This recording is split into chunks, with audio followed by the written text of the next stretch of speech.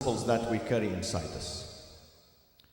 This is very important. This is the command center, command and control center that we have inside us, and it is very sensitive and it could be damaged. You have to be careful with it. How it is damaged? It is damaged when we commit a sin. Any vice, any sin, any violation would damage this system. And if that system is damaged, and if people do not repent, they continue sinning one after the other, it would lead into a bigger disease, uncontrollable disease, and that disease is also mentioned in the Quran, and it is named Qaswatul Qalb. Qaswatul Qalb, the hardening of the heart. The heart becomes very hard, therefore nothing would work. There is no cure, no medication for it. Try to avoid that. Imam al-Sadiq alayhi salatu wassalam says, ما ضرب عبد بعقوبة أشد من قسوة القلب. There is no punishment a person can receive worse than, more terrible than the hardening of his heart, his or her heart. If the heart becomes hardened, nothing would work. Even if Prophet Muhammad comes and talks to him, it would not work. It would not work. The heart is dead. The command and control system is damaged.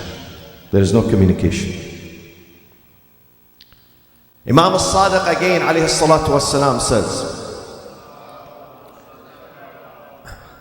that if a person continues to sin and he does not repent, his heart is going to be darkened, and it will be upside down. حتى يكون أعلاه أسفله. It will turn upside down. And the heart that is upside down does not function. It's that. That is the spiritual heart, not the physical. Maybe his physical heart is very healthy. He runs 10 miles a day. But we are speaking about the qulub. The Quran uses the term qulub, the spiritual, the conscience, the inner sense that we have inside us, the nafs.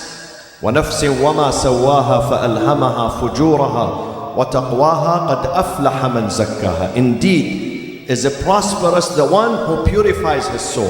قَدْ أَفْلَحَ مَنْ زَكَّاهَا. On the other hand, وَقَدْ خَابَ, fails the one who neglects his soul. وَقَدْ خَابَ مَنْ دَسَّاهَا. This is the season where we refresh our souls. My friends, do you look at the sanitizers there? You find them everywhere. You have them in your office, on your desk, in your house, in the Imam Bargah, in the hospital, in the streets, in the market. Nowadays, you know how many times I use sanitizers a day? Look at my hand. Okay? This sanitizer cleanses your hands from the virus. But there is another sanitizer that cleanses your heart, refreshes your heart, sanitizes your heart. And that sanitizer is called tawbah, repentance, going back to God. This is why God says, وَتُوبُوا إِلَى اللَّهِ جَمِيعًا أَيُّهَا الْمُؤْمِنُونَ. All of you, not just a few of you, not just 10%, not just the young ones, not just women, not just men. All of us have to go back to Him. As we all have to use the sanitizers, all of us, we use the sanitizers, physical one, the chemical one. In this case, we have to use the spiritual sanitizer, and that is tawbah. Tawbah is required, my friends. And these nights, we learn from Imam Hussein the tawbah. And he will coach us, he will train us, he will help us, he will intercede on our behalf. Your tawbah is going to be expedited during these nights. Take advantage of these nights. Nothing we can change in our life if there is no tawbah. Tawbah is the most important prerequisite. There is no transformation. The traits that the bad traits that we have, we cannot remove them without tawbah, without first going back to God and telling Him, God, I'm sorry, I mean it. When I say I'm sorry, I mean it. And I'm going to tell you the steps of the tawbah. How do we return back to Him? Friends, atheists, ulama al-akhlaq, and Gnostics, the Irfaniyun, those who study the soul and the conditions of the soul, they argue that there is correlation between our nafs, our soul, our character, and our behavior. The behavior that you see outside, our actions, our movements, even our speeches, whatever we do, whatever we say, are manifestations of our characters and our conscience. Manifestation of your heart, your nafs. Therefore, sometimes if you see some people are envious, they are mean, they are arrogant. Why they are arrogant? Why they are different? You see two brothers, one of them is humble, the other is arrogant. Why? Is it because of the type of spices they have in the food that makes them arrogant? No. Because of their character, because of their inside, the inner sense that they carry, the personality that they have, the character that they have is arrogant. There is something wrong. God, when He speaks about the hypocrites, what does He say? Why they are hypocrites? Why they act with hypocrisy? Why? He says, فِي قُلُوبِهِمْ مَرَضٍ. Hypocrisy is embedded in their hearts. This is why it reflects on their speeches, on their actions, on their relationships, on their behaviors. فِي قُلُوبِهِمْ مَرَضٍ. Likewise, my friends, those of you who are good, and all of you are good, those who are pure, those who are disciplined, those who are wholesome, those who are humble. Why they are humble? Because of the heart again, because of the nafs, because of the conscience. So this humility, this humbleness, this beauty, this generosity is the manifestation of their hearts. Not just their limbs. Their limbs, our limbs are guided by our hearts. When I speak to you today, right now I'm talking to you, it is not my tongue that is talking to you, it is my heart and my mind that is talking to you. My tongue is just a machine, driven, controlled by my heart. So if the heart is clean, the talk is going to be clean. If the heart is dirty, is not clean, is not virtuous, the talk is not going to be clean. And this is a theory in the Quran, psychological theory. God says, the clean thing, the clean entity, the clean person, the clean family, the clean society produces nothing but a clean. And the evil family, evil heart, evil person, again, produces nothing but evil. وَالْبَلَدُ الطَّيِّبُ. This is a verse in the Quran. وَالْبَلَدُ الطَّيِّبُ يَخْرُجُ نَبَاتُهُ بِإِذْنِ رَبِّهِ وَالَّذِي خَبُث. As to the one that is evil, لَا يَخْرُجُ إِلَّا نَكِدًا. Do not expect good things from evil source. Don't. Even if he does some good 1 or 2 days, he will resort back to his evil nature. So we have to change the nature. Is it possible to change people's nature? Yes. Some psychologists say, no.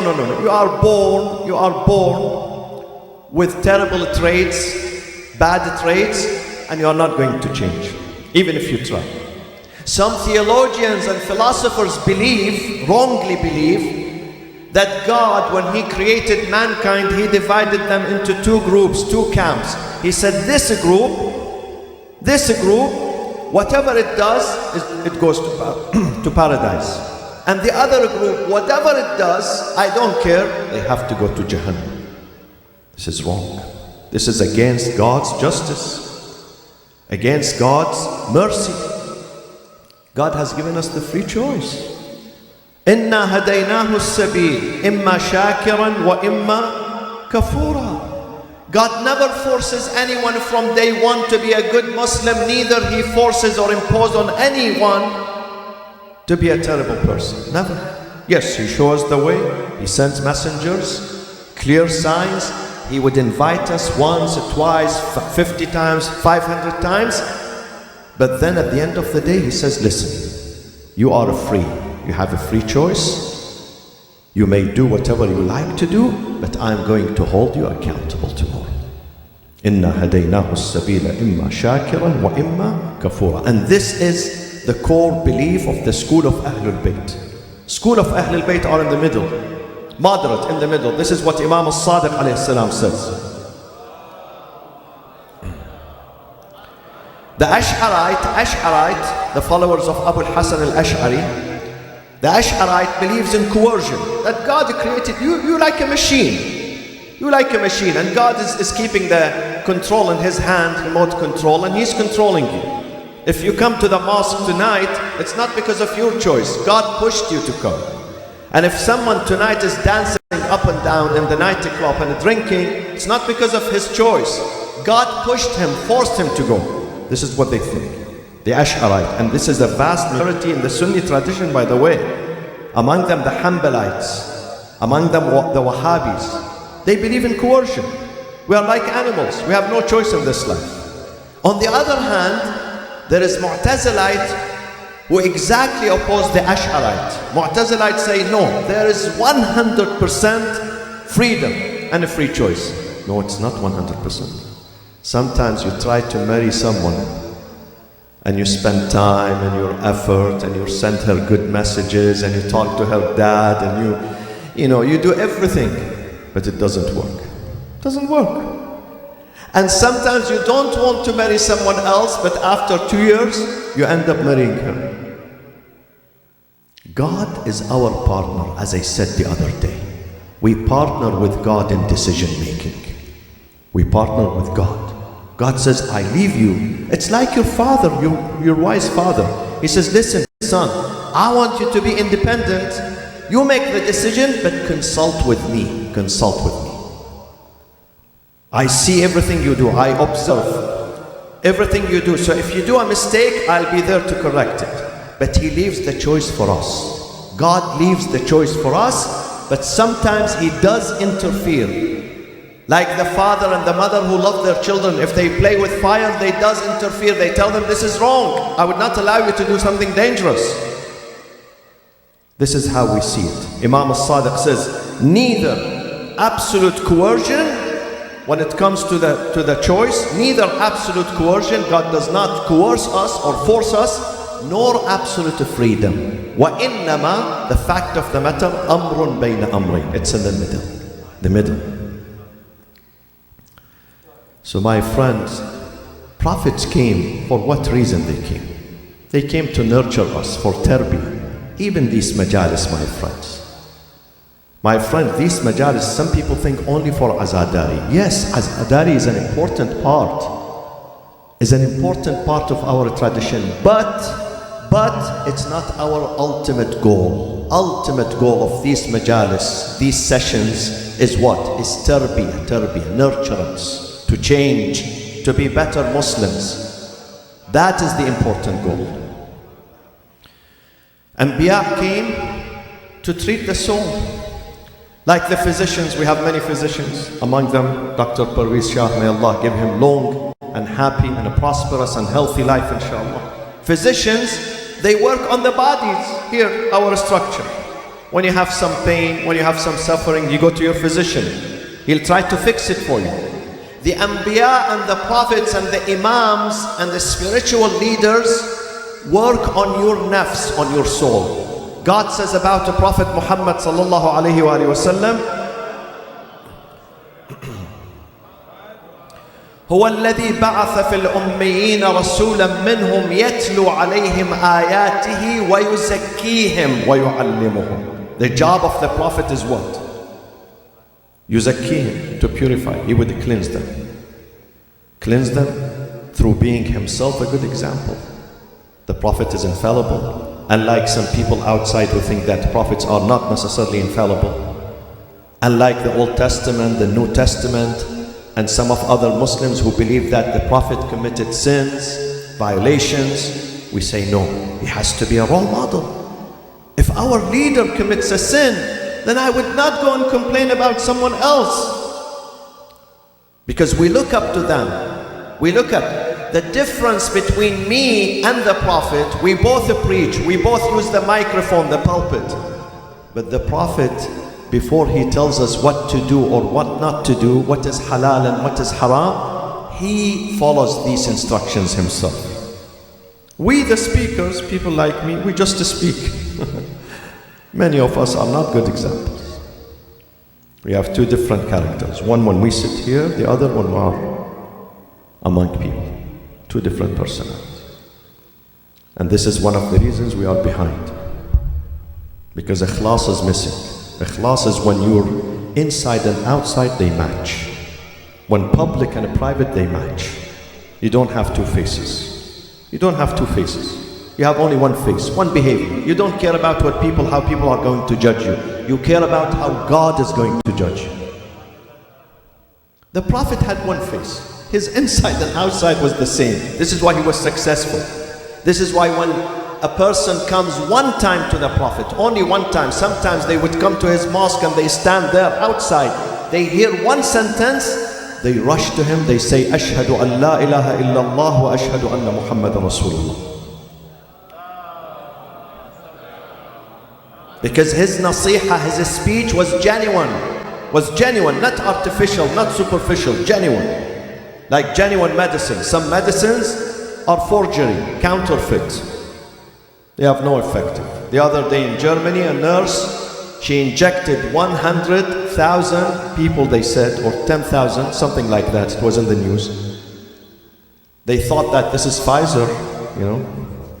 She gave them just water with salt. Water with salt, alhamdulillah. So they recalled them, all of them, they have to go back. It wasn't genuine.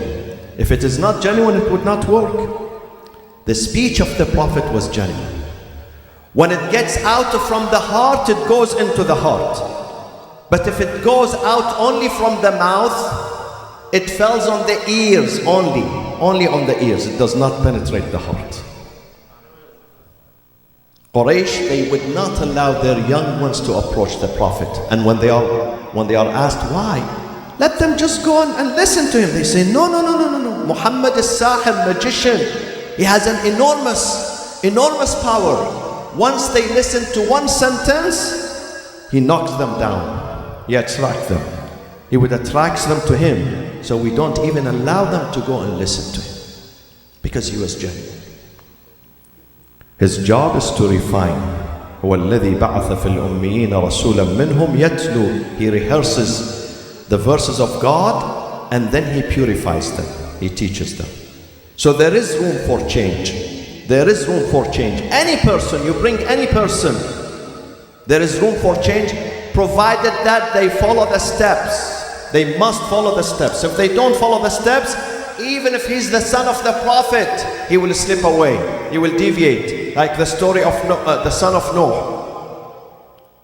He wasn't young. He was 350 years old. And his father kept running after him. But because it was the influence of the bad mother. The father says something, the mother says something else. The father tries to construct his son, the mother destruct her son. So he couldn't save him. Though he was the biological son of the Prophet. But something fundamental was missing. What was it? Hidayah, guidance, irshad. It was missing. My friends, why it is important for us to repent? Because if we don't repent, we risk the following. Number one, and these are verses from the Quran.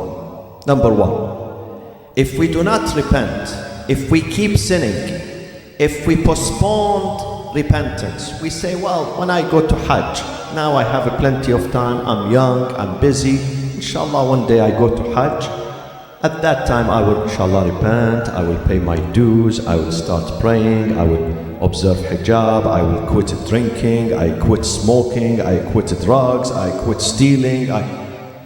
This is what some people say. Until they reach the age of 70 and 80, they postpone everything. When I go to ziyarah. But this is wrong, my friends. As I said today in the Friday prayers, Israel would not give you a respite. Israel is always on time, always on time. If God decides to take you away, nothing can postpone that. I've seen people who were at the pinnacle of their strength, and popularity and health, but they were taken away. Within a matter of seconds, car accident, airplane crash. It happens. Read the news every single day. Some people leave their homes in the morning, they don't go back to their families. Some people leave their homes, go back to their homes, they don't wake up in the morning. How many times happened in Muslim communities, let alone others? In our Muslim communities, I know many young ones. They went to bed in their homes, in their hotels, they slept, they did not wake up. He's young, he's 20, he's 21, he's 22. So it happens. It happens, my friends. Do not delay it. Do not delay the tawbah. If a person insists on sinning, then his end is going to be catastrophic. Sometimes he cannot go back to God. Do you see, sometimes they give us warning when there are rip currents on the beaches, rip currents. They tell the swimmers, get out, because these rip currents are deceiving. You think it's normal, but they start to take you slowly away from the beach, from the shores. All of a sudden you find yourself in the middle of the ocean and you can't make it back. You can't make it back. The same thing the sin does with us. Slowly takes us away from God. Slowly. Doesn't happen at once.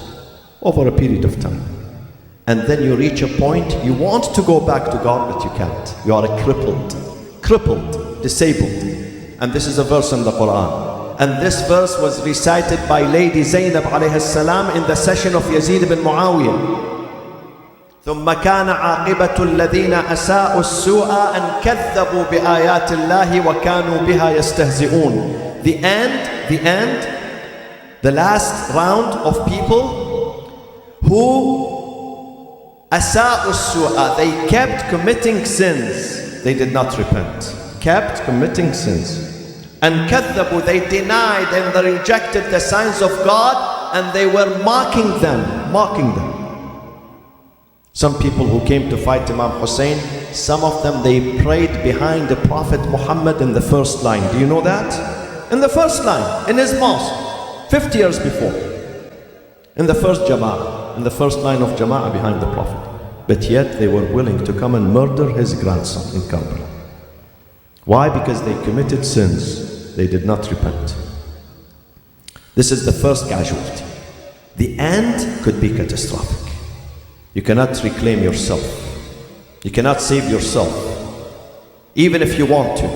Even if you want to, you can't. Because you are completely crippled. You can't walk. If someone is crippled today, can he walk? He cannot walk. The second thing, if we insist on sinning, the second casualty is that we're going to lose our moral compass. Inside us there is moral compass, teaching us what is right and what is wrong in this life. But if someone keeps sinning, that moral compass is going to be damaged. And again, this is a verse in the Quran. أَفَمَنْ زُيِّنَ لَهُ سُوءُ عَمَلِهِ فَرَآهُ حَسَنًا. Look at those that they do terrible, but in their eyes they perceive it as something beautiful.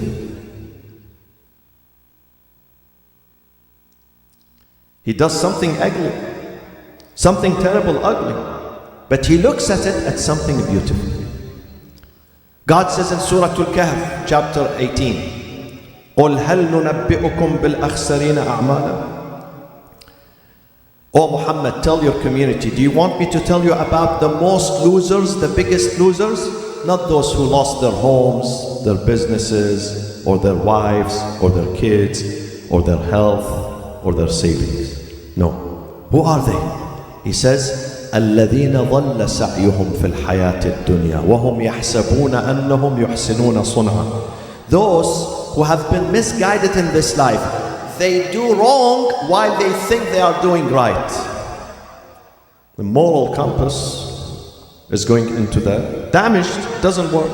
Sometimes I go to some airports, I take out this iPhone here I have to find the Qibla. But because of the magnetic field, because of the airplanes, the radars, the systems, this does not give me the right direction. After I finish my prayers, I go away, I find out that the Qibla is exactly the opposite. We have the same system. If that system is intercepted, it doesn't work. It gives you the wrong direction. It makes you look at things which is terrible, ugly, repugnant.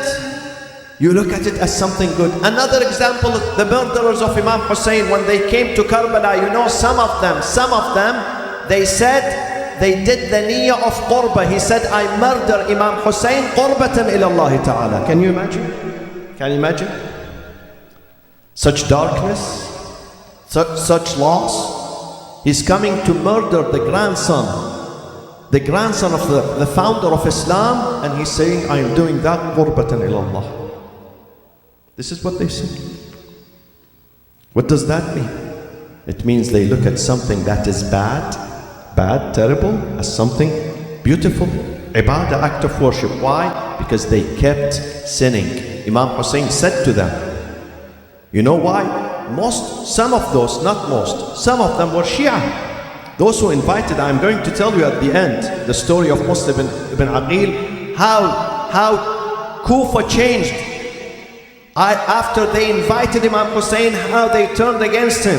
I'm going to tell you soon. Some of those were Shias, but Shias by name, not by character. And many Shias today, their iman, their faith is not spiritual, it's mechanical. Many of them, they perform 5 daily prayers, but these prayers are not spiritual. They leave the prayers empty-handed, no impact. Nothing would change. Why? Because their prayers are only an exercise, physical exercise. Up and down, up and down, up and down. 4 times, Assalamu alaikum wa rahmatullah, he goes home. Nothing has changed. Mechanical prayers. Same thing with fasting. The month of Ramadan comes, mechanical fasting, mechanical hajj, mechanical ziyarah, not spiritual. When it becomes mechanical, it becomes artificial, superficial. It has no positive results. No positive results. This is exactly the murderers of Imam Hussein. You know, before they murdered him, they stood behind Umar ibn Sa'ad, their commander, and they performed salat. Congregational prayers. Immediately after their prayers, they started shooting arrows at the camp of Imam Hussein. They were not atheists or agnostics or Jews or Christians or Buddhists or Buddhists or Baha'is or whatever. They were Muslims praying 5 times a day. But the moral compass was damaged. Be careful. This is an opportunity for me and you. Don't let these 10 nights elapse without going back to Allah and saying to Him with some tears, some regret in the heart, that, oh God, I don't want to share this with anyone but you. I have committed this and this and this. These are my sins. And I want you to accept it. And God is the most generous. God says to Prophet Muhammad, قُلْ يَا عِبَادِيَ الَّذِينَ أَسْرَفُوا عَلَىٰ أَنفُسِهِمْ. Even if you have done the most heinous crime, the worst crime, the worst sin, God is willing to receive you. God is willing to receive you. This is an invitation from God, and Imam Hussein is going to raise your case. He's going to stand with you. He's going to do shafa'ah for you, intercession. Don't let these nights goes by. Brothers, sisters, including myself, including me, we take opportunity of these nights. These nights not only for Azadari, but for going back to God too. Going back to Him. Where you can find such opportunity? Alhamdulillah, you are in this area of the world. You have this Imam Bargah, Idara Ja'fari, the sessions of Imam Hussein. Imam Hussein is generous. Imam Hussein, when Hur intercepted him, Hur caused the Imam to change his direction from Kufa to Karbala. He came to him a few minutes, 10 minutes before the war broke. He said, Ya Aba Abdullah, I'm sorry. would you accept my apology? Imam said, of course, immediately, without hesitation. He said, yes, in tubta, tab Allahu alayk. If you are genuine, God definitely will accept your apology and accept your repentance, and He will forgive you. Let's follow the example of Hur. It's easy, my friends, but we have to have a strong will. Don't change your mind. Don't give in to temptations. This is an opportunity for us. Who knows whether next year we're going to be here or not? Nobody knows. Nobody knows what will happen next week, next month. We really don't know. And then ulama and scholars say that tawbah has steps. Step number one is the realization that you made something wrong. You have to admit. You don't have to make a public statement. You don't have to send a tweet and tell people what you did. You don't have to. It's just between you and God. Between you and God. Say it in Urdu, say it in Gujarati, say it in English, in French, in Spanish, in Arabic, in Farsi. God understands all languages. Even if you don't say it in your tongue, say it with your heart. Go to your room, shut the door, nobody is there. Speak with your heart. The language of the heart is very powerful. Say it to God with your heart. Tell Him, God, I'm sorry, I'm serious, and I have none but you. And I want you to hold my hand. I'm serious. Realization that what you did was gross. But if I become arrogant and people remind me, oh, you did mistake, you did this, and I say, no, this is not a mistake. You think this is a mistake. No, I'm okay, I'm perfectly. You are the wrong one. This is not good. It's not good. You're going to lose. We have to be humble. Humble ourselves before God. So this is number one, realization that what I did is gross, is terrible. Took me away from God. God says the sins will intercept you, will cut you off from God. This is a verse in the Quran. كَلَّا إِنَّهُمْ عَنْ رَبِّهِمْ يَوْمَئِذٍ لَمَحْجُوبُونَ. God is there, but some people cannot reach Him because they cut themselves off of God. So this is number one. Number two, your condition. There should be some pain in the heart. My friends, you know, I learned many good things when I came to this country 25 years ago. Among them, you know what I learned? And I love it? The word I'm sorry. I'm sorry. Do you hear someone in the Middle East says, I'm sorry? Alhamdulillah, it's missing from their vocabulary, alhamdulillah. Only in this country. I'm sorry. Always, I'm sorry. This is beautiful. This is a sign of a humility, of adab, of humbleness, of a humanity. And we have to use this with God constantly. Why we use it? We use it with all people around us, those that we know and those that we do not know. So why we don't use it with God? The closest friend, the closest companion is God. So we have to tell Him. We have to tell Him. And when you say, sometimes we say sorry to each other here, but we don't mean it. It's a figure of speech, sorry. But you have to say it, and there is pain here when you commit a sin. Say to Him, I'm sorry, really, the other day when I did this and this and that, I'm really sorry. I have pain in my heart, God. I regret that. There is remorse, there is suffering, there is pain, there are tears in my heart. My heart is broken. If the heart is not broken, this means your tawbah is not genuine. How do I know my tawbah is genuine? How do I know that God right now is listening to me when I'm saying to Him, I'm sorry? How do I know if the heart is broken? This is a sign, major sign that God is there. He's listening and He's accepting. So that is the second prerequisite. The third one, the actions. Tawbah has to be followed by actions, decisive actions without any delay. Because these sins, they damage, they create chaos, they destroy. Not necessarily physically. Sometimes when you do ghiba, backbiting, slandering, accusing someone, You are destroying the society. You are destroying the relationships. You are destroying the trust. You are destroying the honesty. You are destroying the purity in the community when you accuse someone of something that he did not do, especially when it comes to matters, sensitive matters. This is a damage. You may not see it, but the person is suffering. Some people cannot sleep the night. When you attack them, when you accuse them, when you slander them, when you gossip about them, they cannot sleep the nights. They suffer. They suffer.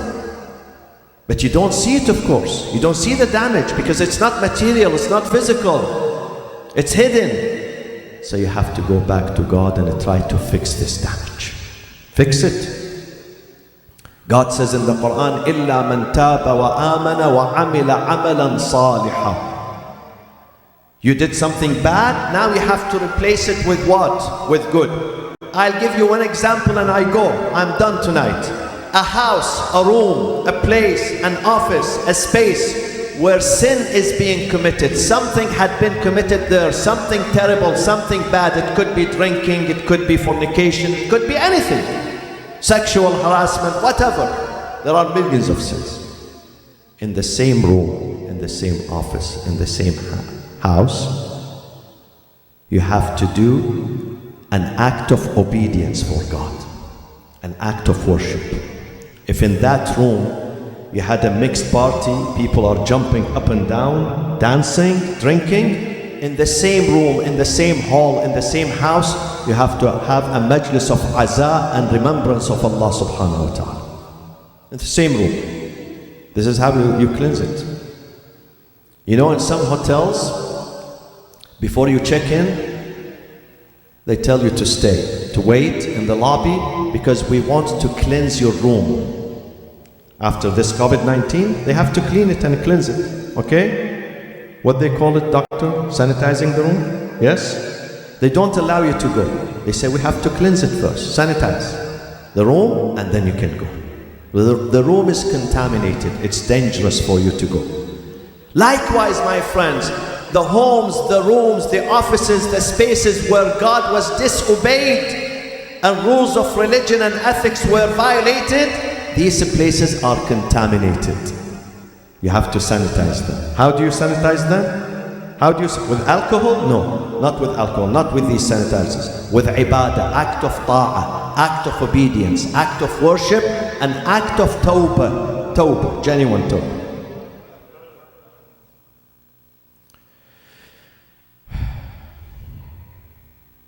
Time is up. I haven't even finished 10% of what I prepared to say. But I am with you, inshallah. You can't run away from me. Another 6 or 7 nights. And I'd love to see these beautiful faces.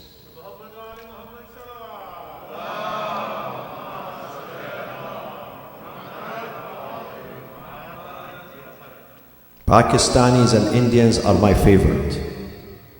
And I always say, the one who upholds Islam in America and Canada and the West, mostly 99% of them are from India and Pakistan. Good for you.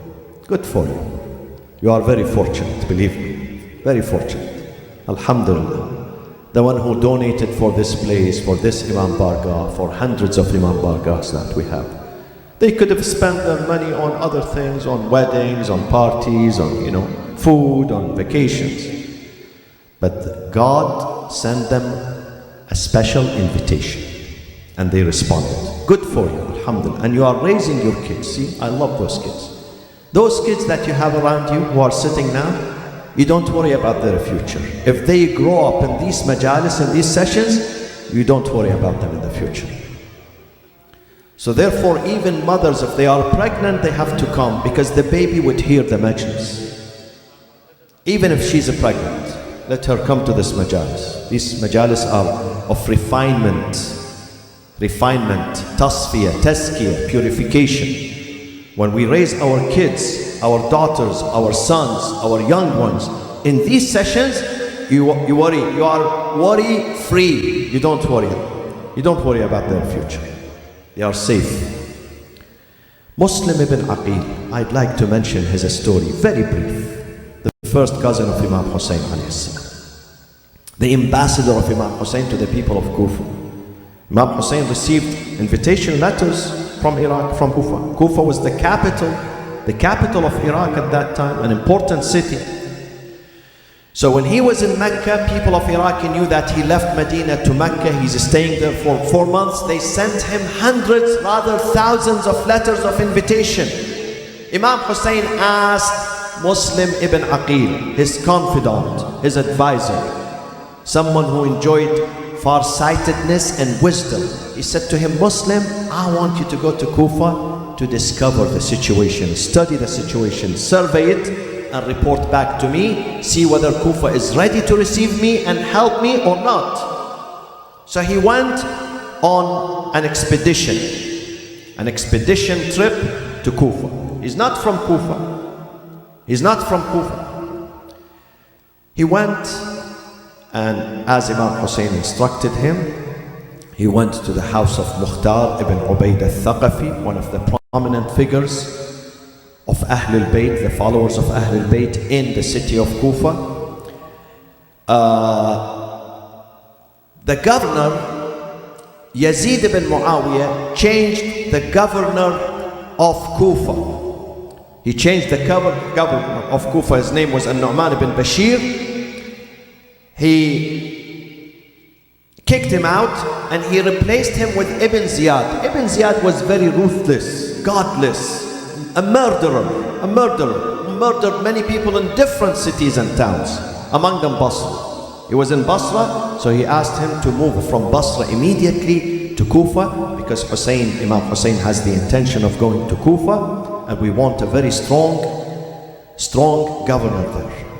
So Ibn Ziyad moved immediately from Basra to Kufa, and he came. The first thing he did, there is a grand mosque in Kufa, you've seen it, all of you, the Masjid of Imam Ali alayhi salam. He went to the pulpit, he started threatening, cursing, slandering, intimidating the people of Kufa. That listen, if I see any one of you siding with Hussein, helping Hussein, promoting Hussein, I will chop off his head. People are weak in their faith.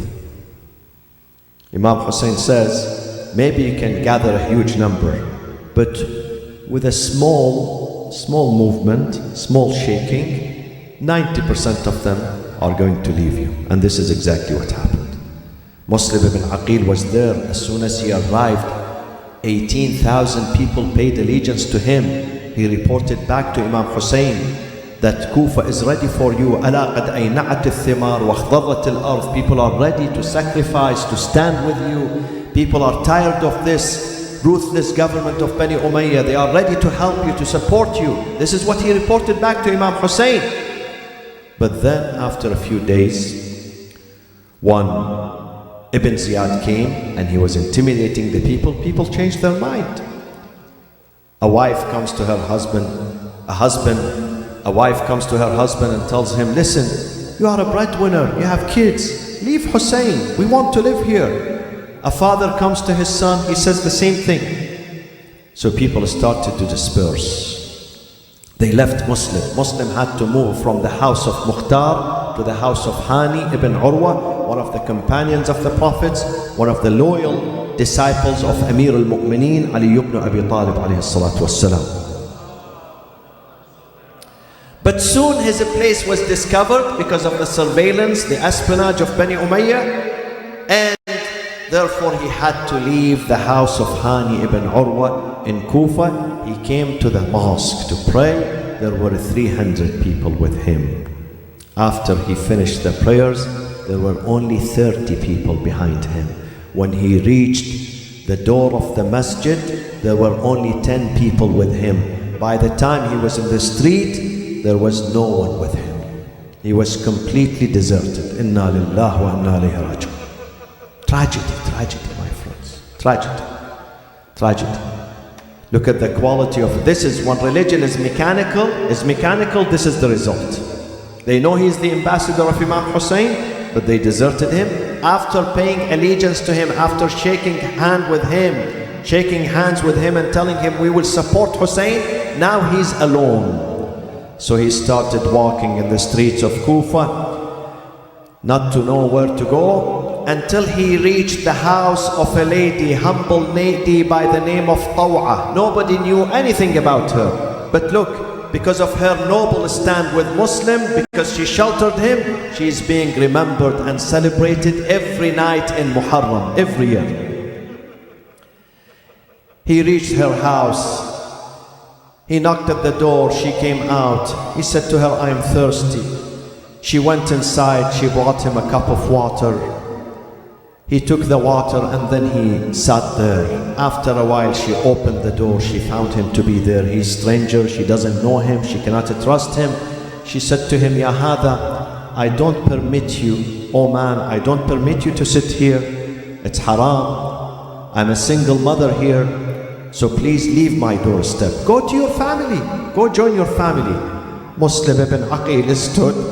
He said, Wallahi ya amat Allah, ليس لي في هذا المصر أهل ولا عشيرة. I swear by God, I have no family, no friends, nowhere to go, nowhere to stay. She said, what is your name? Who are you? He answered, أنا مسلم ابن عقيل. I am the ambassador of Imam Hussein. I am the cousin of Imam Hussein who sent me to the people of Kufa. When she heard his name, she welcomed him. She asked him to come inside her house. She sheltered him.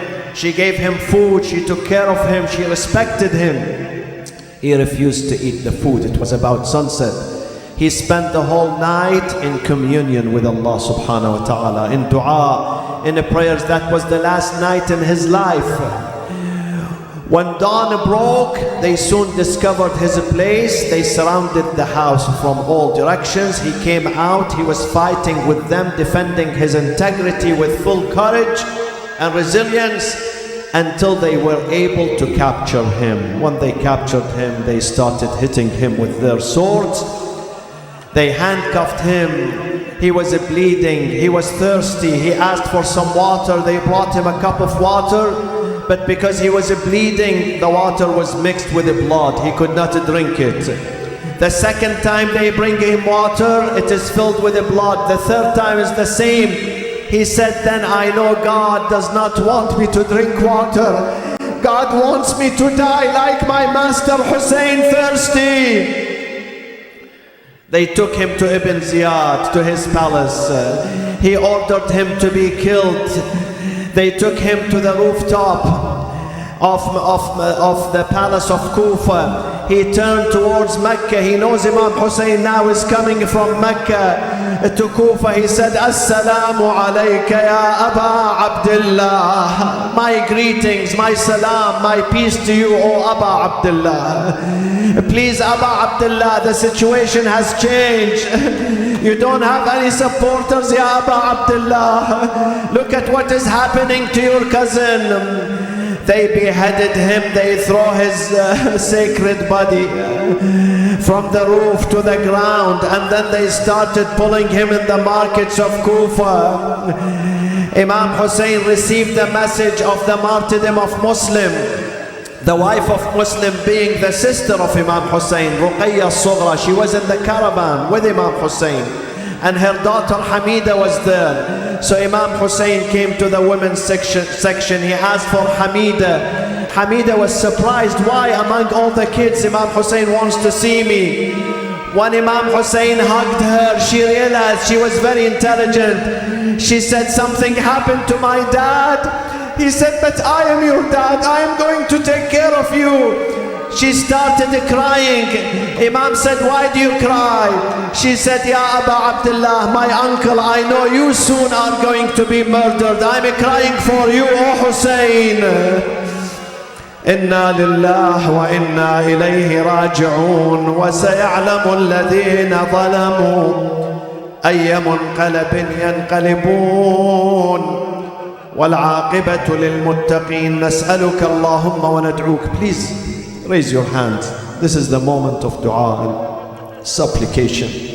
We ask Allah for tawbah, for repentance, to accept our a'mal, to accept our deeds, to accept our repentance during these nights, to enlist us among the ashab, the companions of Imam Hussein alayhi salam. And let's recite this ayah 3 times. There are some people who have been infected. They are at homes, at hospitals, and emergency rooms. I know many of them. Let's pray for their recovery. And let's pray for the whole world, for all those who are suffering around the world. أعوذ بالله من الشيطان الرجيم. بسم الله الرحمن الرحيم. أمن يجيب المضطر إذا دعاه ويكشف السوء. أمن يجيب المضطر إذا دعاه ويكشف السوء. أمن يجيب المضطر إذا دعاه ويكشف السوء. يا Allah. Oh Allah, bestow healing, bestow recovery on all the sick ones, all those who are suffering, all those who are bedridden in their homes and the hospitals. Ya Arhamar Rahimeen. Oh Allah, enable the humanity to get rid of this virus, this disease, so we go back inshallah to our normal lives inshallah ta'ala. Oh Allah, hasten the reappearance, the arrival of our Savior, our Imam, our guide, our leader, Al-Imam Al-Mahdi Al-Muntadhar, Ajjalallahu Farajahu Al-Sharif, for the souls of mu'mineen and mu'minat. Al-Fatiha ma'as salati ala Muhammadin wa ali Muhammad.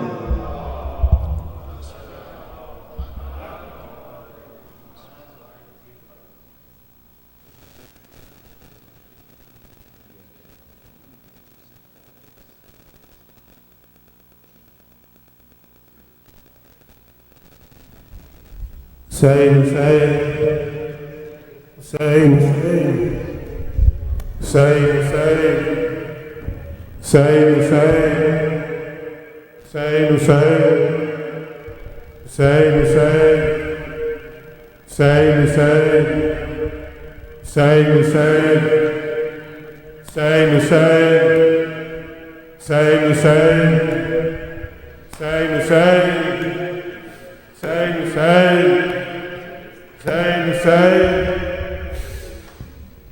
Can you hear it loud and clear? The call of Sayyid al-Shuhada. Hal min nasir yansurna? Hal min nasir yansurna? Can you hear it loud and clear? The call of Sayyid al-Shuhada. Hal min nasir yansurna? Hal min nasir yansurna? Can you hear it loud and clear? The call of Sayyid al-Shuhada. Hal min nasir yansurna? Hal min nasir yansurna? On the day of Ashura, from that land of Karbala, hal min nasir yansurna?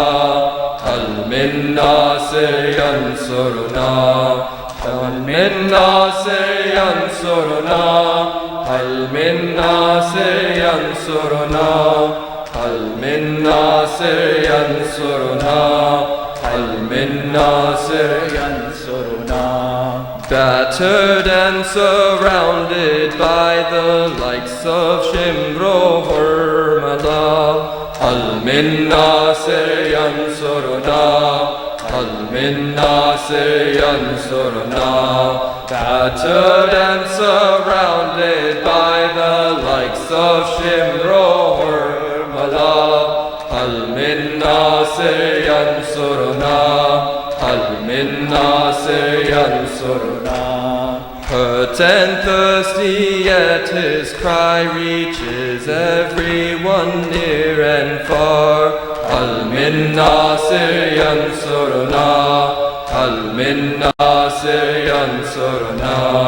Hurt and thirsty, yet his cry reaches everyone near and far. Hal min nasir yansurna? Hal min nasir yansurna? There is no Qasim or Akbar, or no Muhammad Abdullah. There is no Abbas or no Muslim ibn Asij. no Qasim or Akbar, or no Muhammad Abdullah. There is no Abbas or no Muslim ibn Osija. هل من ناصر ينصرنا هل من ناصر ينصرنا هل من ناصر ينصرنا هل من ناصر ينصرنا. We wish we were there to say لبيك يا ابن رسول الله. We wish we could have responded to your call of Ashura. We wish we were there to say لبيك يا ابن رسول الله. We wish we could have responded to your call of Ashura. هل من ناصر ينصرنا هل من ناصر ينصرنا هل من ناصر ينصرنا هل من ناصر ينصرنا. 1400 years it's been, still it feels like yesterday. Your Hal-Min still resonates in the minds of your Shia. 1400 years it's been, still it feels like yesterday. Your Hal-Min still resonates in the minds of your Shia. هل من ناصر ينصرنا هل من ناصر ينصرنا هل من ناصر ينصرنا هل من ناصر ينصرنا. We will be your messengers, we will propagate your name, we will spread the light of justice through the power of your flame. We will be your messengers, we will propagate your name, we will spread the light of justice through the power of your flame. If we want to be this way, if we wish to say Labbaik, we must first begin to see, we must first begin to take. But if we want to be this way, if we wish to say Labbaik, we must first begin to see, we must first begin to take. Every day as Ashura, every land as Karbala, kullu yawmin Ashura, kullu wardin Karbala. Every day as Ashura, every land as Karbala, kullu yawmin Ashura, kullu wardin Karbala. هل من ناصر ينصرنا هل من ناصر ينصرنا هل من ناصر ينصرنا هل من ناصر ينصرنا. يا حسين يا سلام. Hussein, Hussein, Hussein, Hussein, Hussein, Hussein, Hussein, Hussein, Hussein, Hussein, Hussein, Allahumma